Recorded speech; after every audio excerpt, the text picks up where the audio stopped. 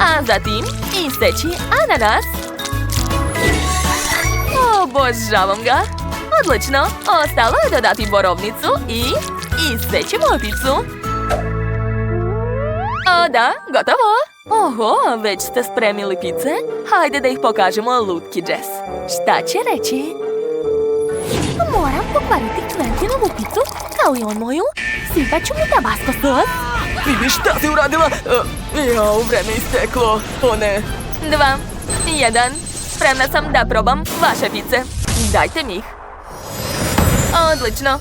Sve pice su spremne. Počet ću od ove žele pice. Izgleda zanimljivo. Da, sviđa mi se. A sad ću probati ovu višeslojnu picu. Izgleda jako ukusno. Pa, može da prođe.